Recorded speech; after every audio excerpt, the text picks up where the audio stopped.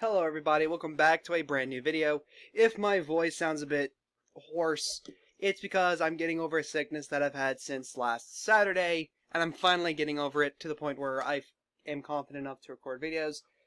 So, that was my cat, if you just heard her. Or not my cat specifically, but a cat.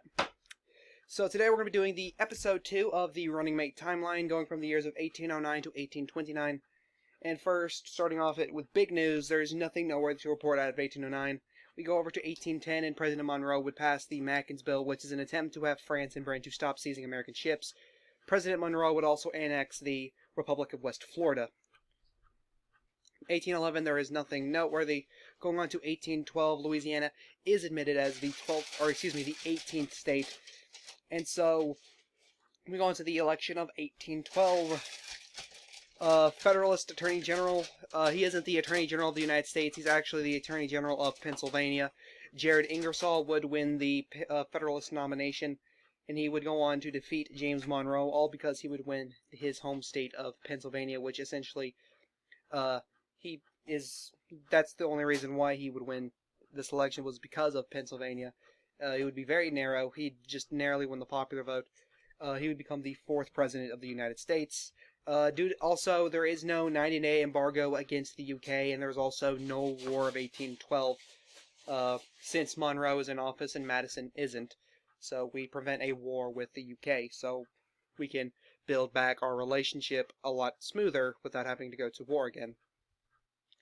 1813, the Creek War would begin under President Ingersoll, and it would subsequently end with a U.S. victory. This is one of those fight Native Americans for their land wars, so this will happen in most timelines. 1815, there is nothing noteworthy.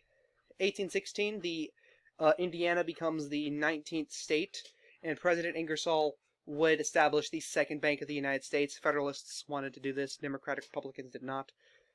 And we have the 1816 election, and the Democratic Republicans would nominate, I think it was Virginia governor? Let me look it up right quick, hold up.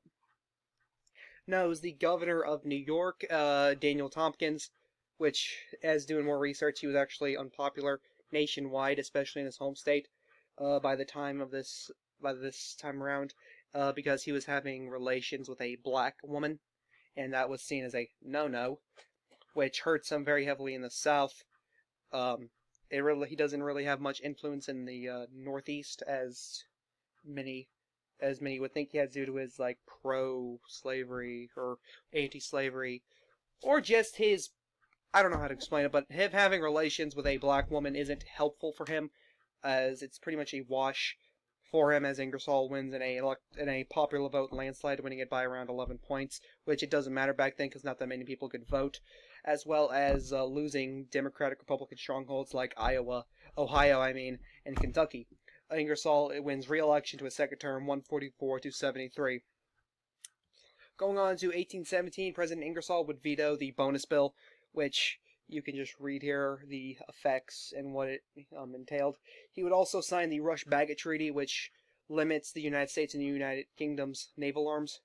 The First Seminole War would begin, another let's fight natives for lands, and Mississippi would become the 20th state.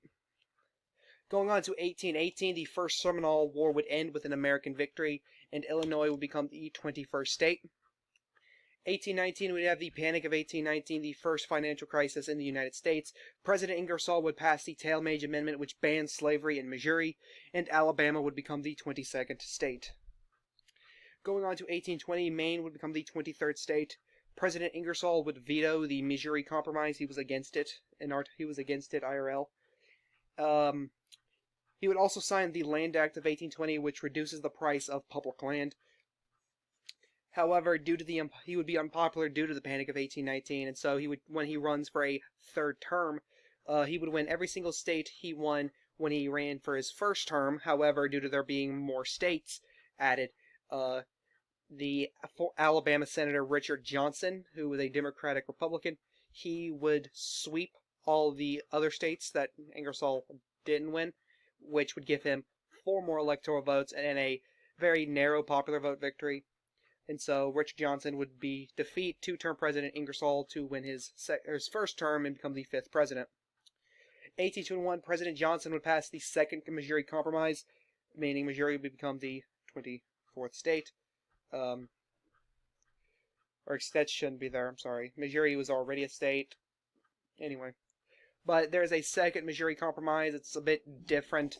The Missouri border it's the top of the Missouri border, so there are more southern states instead, with Kansas, Colorado, Utah, Nevada, and all of California would all be considered slave states today. So we just have that. And it's, the South would have more leverage because Johnson being a southerner, being from the deep South, he would want to negotiate better. Instead of it being the bottom border, it would be the top border of Missouri.